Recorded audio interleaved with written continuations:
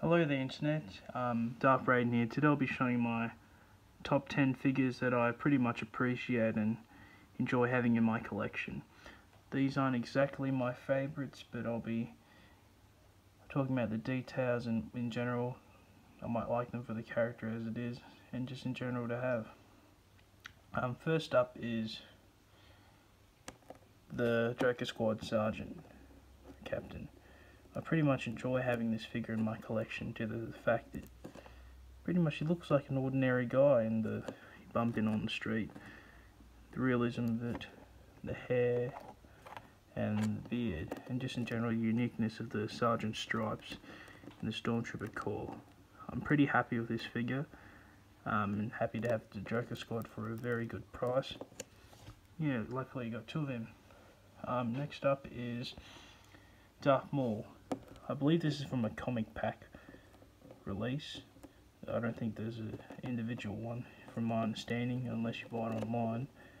I'm pretty happy with this one. It's pretty much well detailed as well. You get to see chest tattoos and how tattooed everywhere he is.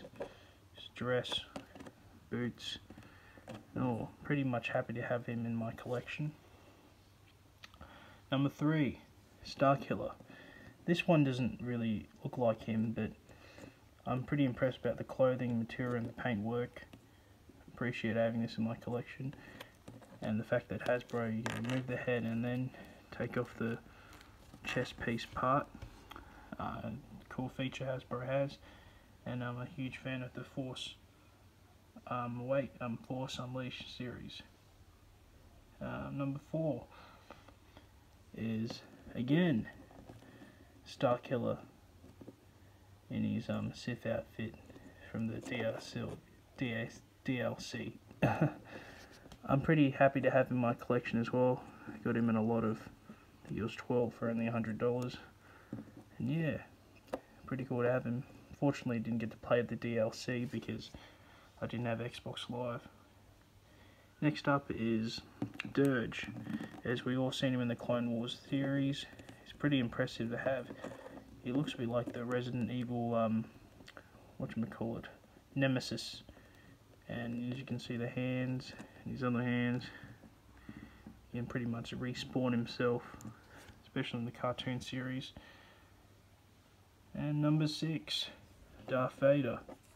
As you can see, you can pretty much use this as extra shots where if you're doing photography you can have Starkiller defeating him and his helmet's being slashed off. And again, reenacting a part where Luke's on the ground, Luke has to drag him, and we get to see Lord Vader at his most weakest. Number 7, Colonel Yularen in the Death Star briefing room. As you can see, he's just standing there in his white tunic, dress belt, boots.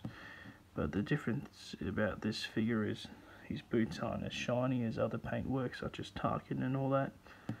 But yeah, it's still pretty good, pretty unique to have an ISB agent or ISB colonel or admiral, whatever rank he rose up to. Number 8, the Mordian.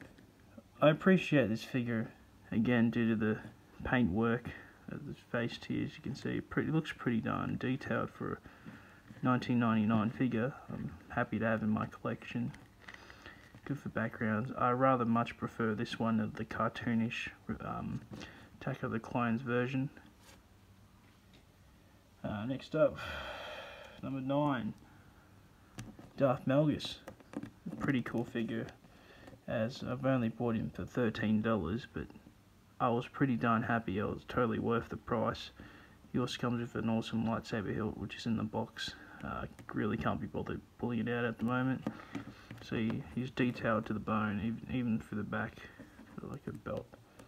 Something on his belt there, mechanicals similar to Darth Vader.